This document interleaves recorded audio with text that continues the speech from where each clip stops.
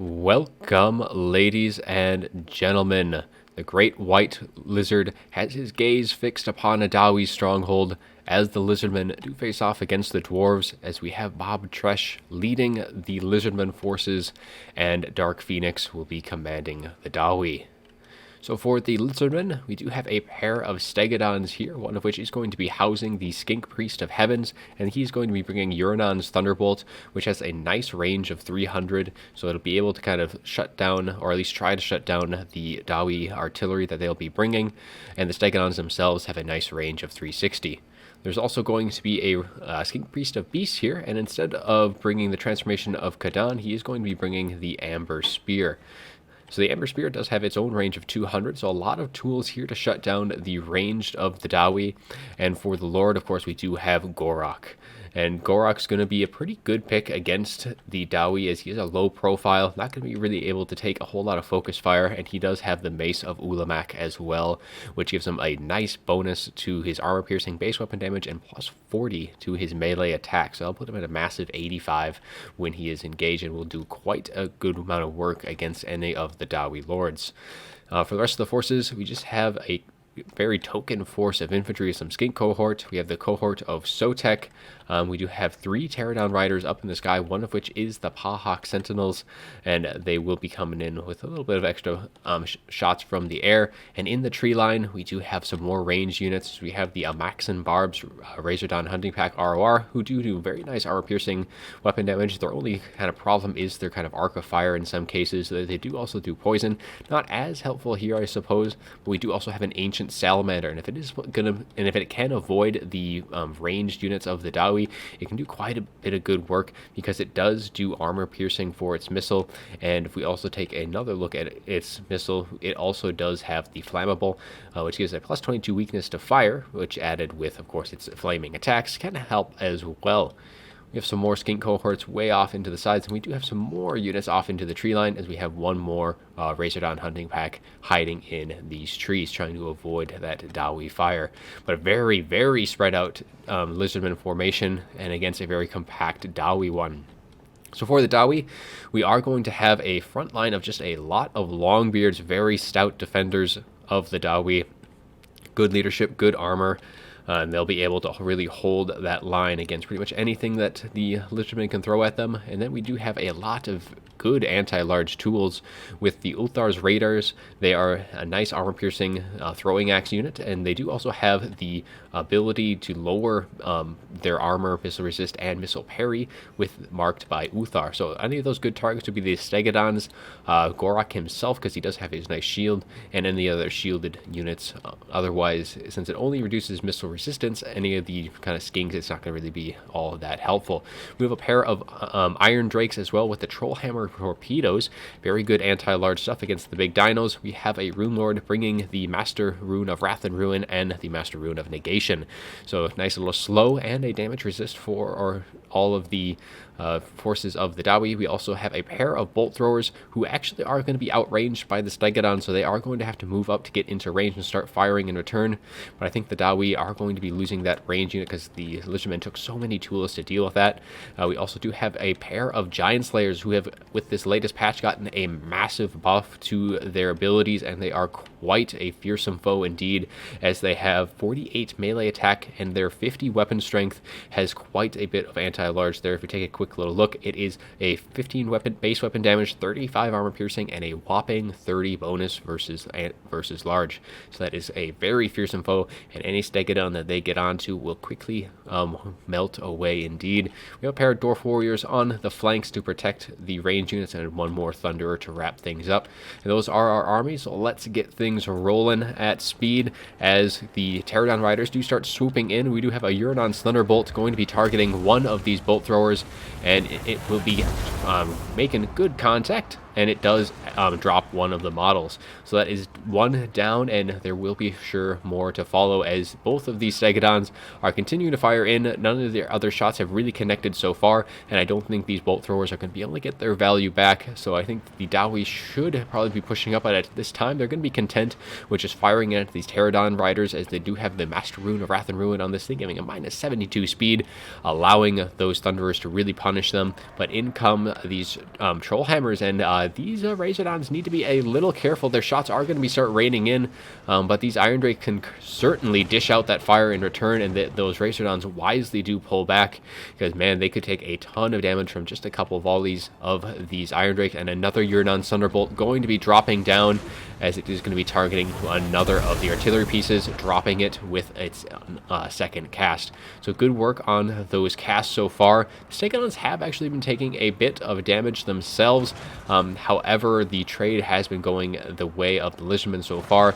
The Uthar's Raiders did kind of move up a little bit, and the Dawi, they don't really have a whole lot to worry about in terms of infantry, because there is only the cohort of Sotex and a few little skinks on the flanks here.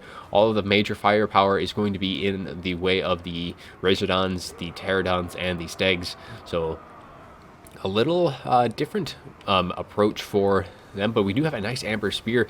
Could be going right down the line of these. Oh my, that was just so much damage from that Amber Spear, taking those Longbeards down to 50% health.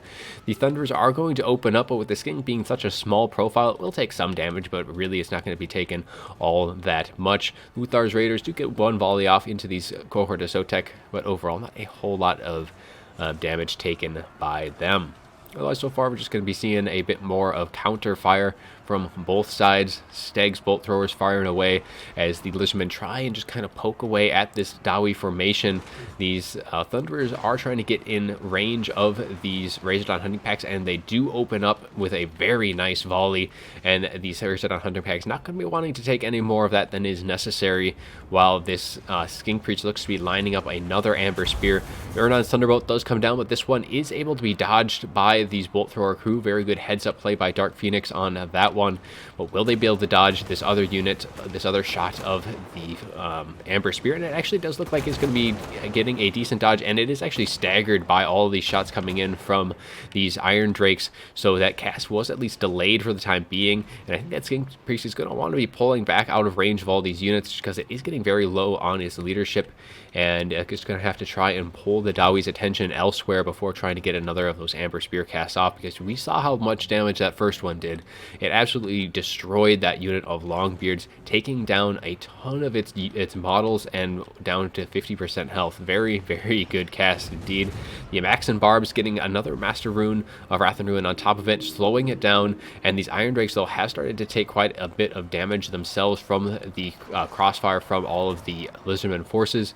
Bolt throwers still doing fairly decently. We have another Urdon Thunderbolt looking to try and shut down some more of the bolt throwers, and will it be able to be dodged? It does look like it is able to get out of the way, so Dark Phoenix is on top of things after seeing the cast take out a couple models. Has been able to dodge all of the subsequent casts in this match.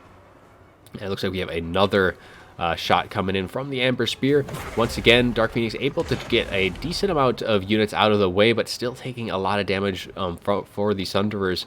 And these Razordon hunting packs, I think they're probably taking not the best necessary trades. They've been taking a lot of fire from these Uthar's Raiders and the Thunderers as well, and not really able to dish it out as much in kind. They haven't lost too many models. They still have 17 left. The other one does have 21, but any more shots from those Thunderers are definitely going to be hurting.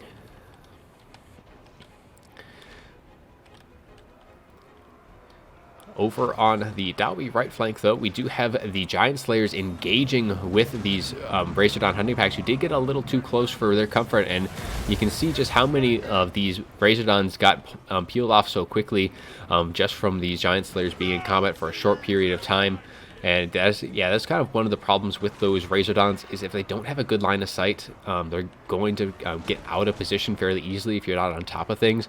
But the Ancient Salamander, now that the bolt thrower crews have kind of wasted pretty much all of their ammunition on the Stegodons, and the Stegodons have pretty much used up all of their ammo in return, not really making as good connection as they may have wanted to. But now that Ancient Salamander does feel a little safer to kind of come up, and is just going to start laying the shots in against the Dawi front line, and its shots are going to be doing a lot of damage, especially against the very heavily armored Longbeards. Very good value, as long as these Iron Drakes and the Thunderers themselves have taken a lot of damage too, so a lot of the potential counters to that Ancient Salamander have been pretty much dealt with. But another Rune of Wrath and Ruin looks to be on top of these Amaxan Barbs as the Giant Slayers do try and close that distance. That is what these Cohort of Sotek are here to prevent, to keep them away from those units, kind of peel them off before the rest do approach. A nice little volley from the Ancient Salamander, and the Uthar's Raiders trying to get a little bit of return fire there.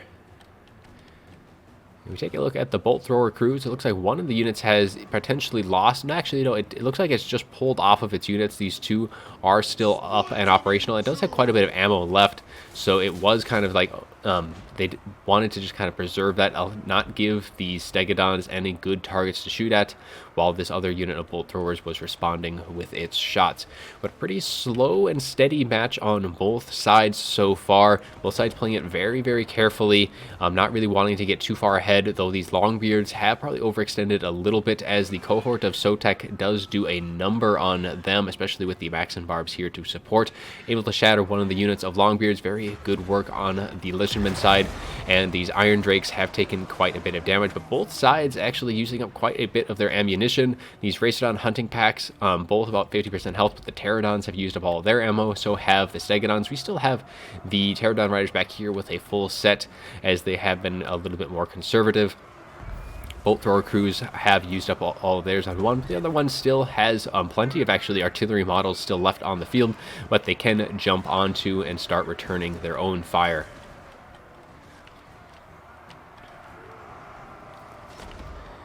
We have a little bit of melee engagement here. Giant Slayers haven't really gotten a whole lot of value, as Gorok himself is engaging. Now, the Giant Slayers, they have very good melee stats, so even against Gorok, who isn't necessarily a large character, they'll still be able to get some damage done onto him, as they have seen. And, I mean, Uthar's Raiders as well, fairly accurate shots, and these Iron Drakes starting to send their volleys the way. It looks like they were targeting that Skink Priest there, trying to negate potentially another Amber Spear cast, though a lot of magic has been cast by the Lizardmen. And Pterodon Riders, now that they've used up all their ammo, are going to jump on top of the Troll Hammers, making sure that they don't return any fire onto the Stegodons as they do now engage melee. But those Pterodons quickly going to be beat down by these Giant Slayers, as they are quickly pushed off the field. But now the Skinks are going to be jumping on, looking to deal with those Giant Slayers. A nice rock drop, though, into the middle of all these Dawi units, as the front line is probably going actually probably fairly decently for the Lizardmen, all things considered, because there's a bunch of Longbeards, but the shots that they've taken throughout the course of the battle so far have really whittled down that Dawi formation. The shots from that Ancient Sally still doing a lot of good work against these clumped up units of Dawi. And however the Stegodon engaged with these Giant Slayers, you can just see how much damage it is being dealt its way. And we do have the Uthar's Raiders. Looks like those shots were coming in from there, doing some good work. It has been routed, and those Giant Slayers going to be able to quickly peel them off. And a nice volley from that Sally into that clumped up unit around that Skink Priest. That Skink Priest is going to be wavering a bit, but things looking a little bit better for the Lizardmen than the Dawi, as bounce power does show. But it there isn't a whole lot of stopping power left for the Lizardmen, as a lot of their force was dedicated to that ranged battle. And now that they are all engaging in melee, just can they withstand against the high leadership and armor of the Dawi?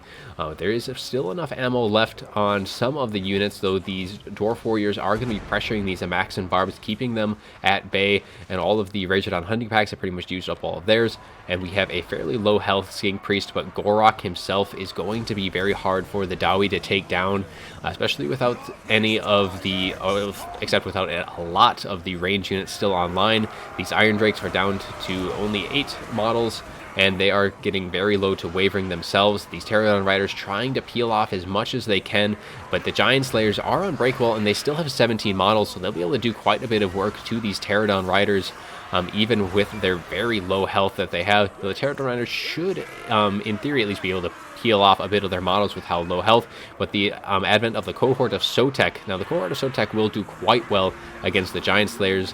Anything that's a really good damage output unit does good against any of the Slayer variants, and Amaxan Barbs, now using up all of their ammo, are going to be committing to that melee against the Longbeards, and they still do have that armor piercing in melee, though they aren't quite as they don't have quite the burst damage that they do at range.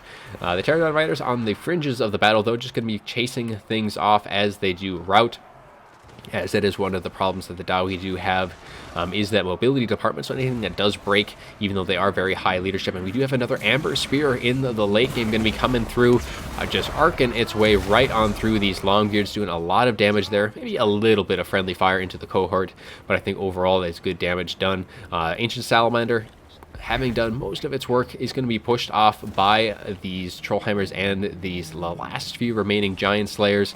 But bit by bit, the Lizardmen are going to be slowly pulling ahead in this battle, as the last counters in with the Giant Slayers are getting kind of dragged down through the mud. Only 7 here. I don't even see that other unit, so that is probably off the field for good. Cohort of Sotek only down to 2.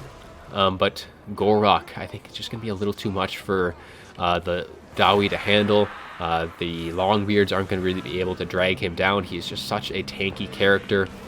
And that Rune Lord is no melee combatant. Had Grombrindle been here, he may have been able to go toe-to-toe with Gorok.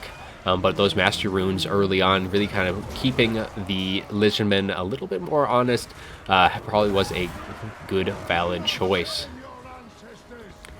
But things looking a little grim for the Dawi, as the Stegodons have both entered the fray. That Rune Lord going to be shattered, and that is going to be army losses, and a very long, dragged-out battle. Very carefully played on both sides, but the Lizardmen are going to be taking this. Only a few of the Giant Slayers are left, and the Dawi are just going to converge on those last few remaining Slayers. And the battle is going to go the Lizardmen's favor. So take a little look at the after battle report here, just kind of seeing how the damage spread went. The Ancient Sally getting 1900, being very careful about when it approached. It kind of waited for the rest of the Stegodons to do its work, and the Stegodons really didn't have the best accuracy overall. It just wasn't able to make any connections to these bolt throwers, and the only times the bolt throwers really lost units was with the Uranon's Thunderbolt.